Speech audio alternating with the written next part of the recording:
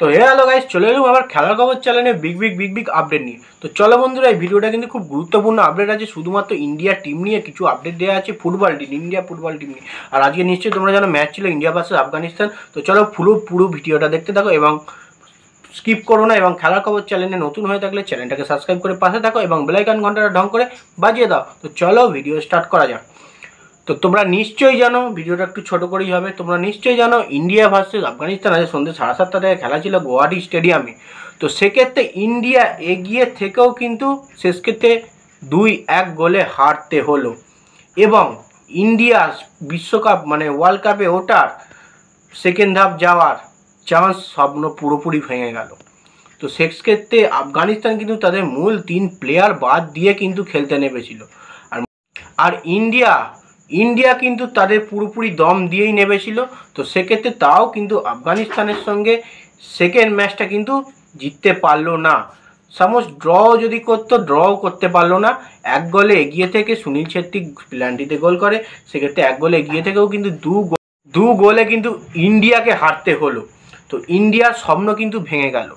তো এরকম যদি হারতে থাকে তাহলে স্টেপ বাই স্টেপ কিন্তু ইন্ডিয়া যেতে পারবে না ওয়ার্ল্ড কাপে। এবং সুনীল ছেত্রীরও একটা স্বপ্ন ছিল, সেটাও অসম্পূর্ণ থেকে গেল। তো সেক্ষেত্রে ইন্ডিয়ান ফুটবল নিয়ে কিন্তু খুবই হতাশাজনক ব্যাপার এটাই যে আফগানিস্তানের মতো টিমকে যদি না হারাতে পারে, সেক্ষেত্রে এর থেকে বড় লেভেলের টিমকে তারা কি করে হারাবে সেটা কিন্তু বুঝতে পারছি না আমরা এখনও পর্যন্ত। আর ইন্ডিয়ান ফুটবল নিয়ে খুবই খারাপ অবস্থা এখন ইন্ডিয়ান ফুটবল নিয়ে। ইন্ডিয়ান ক্রিকেট যতটা মানে ভালো জায়গায় রয়েছে, সেক্ষেত্রে ইন্ডিয়ান ফুটবল কিন্তু এক চুলো কিন্তু সেরকম ভালো জায়গায় নেই। তো সেক্ষেত্রে ইন্ডিয়ান ফুটবলকে আরও ডেভেলপমেন্ট করতে হবে, আরও ভালো পারফরমেন্স দিতে হবে। সেক্ষেত্রে আফগানিস্তানের কাছে যদি হেরে যায় তাহলে কী হবে? আগের ম্যাচটা ড্রটা হলো 1-1 গোলে, আর এই ম্যাচটা 2-1 গোলে হেরে গেল এবং স্বপ্ন শেষ হয়ে গেল। তো বিশ্বকাপের যাত্রা কিন্তু আমার তো মনে হচ্ছে বিশ্বকাপ 2026 বিশ্বকাপে কিন্তু ইন্ডিয়া কোয়ালিফাই কোনো রকমই করতে পারবে না। এরকম পারফরমেন্স হলে কিন্তু কোনো রকমই করতে পারবে না।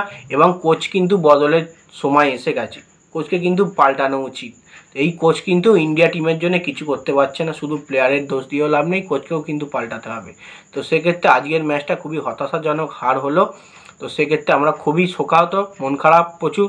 তো ইন্ডিয়া টিমের জন্য আজকে ভেবেছিলাম যে জিতবে এবং গোলকিপিং নিয়ে কিন্তু কিছুটা প্রশ্ন উঠছে। তো সে আপডেট আমি তোমাদের পরের ভিডিওয়ে দেবো। তো এইটা ভিডিওটা ছোট করে তোমাদের বলতে এলুম ইন্ডিয়া ম্যাচ নিয়ে। তো চলো এইটুকুই, ভিডিওটা ভালো লাগলে লাইক কমেন্ট শেয়ার সাবস্ক্রাইব করে পাশে থাকো এবং তাড়াতাড়ি 2000 সাবস্ক্রাইবটা করে দাও। আরও ভালো আপডেট তোমাদের জন্য আমি নিয়ে চলে আসবো খেলার খবর চ্যানেলে। তো বাই, নেক্সট ভিডিও দেখা হচ্ছে।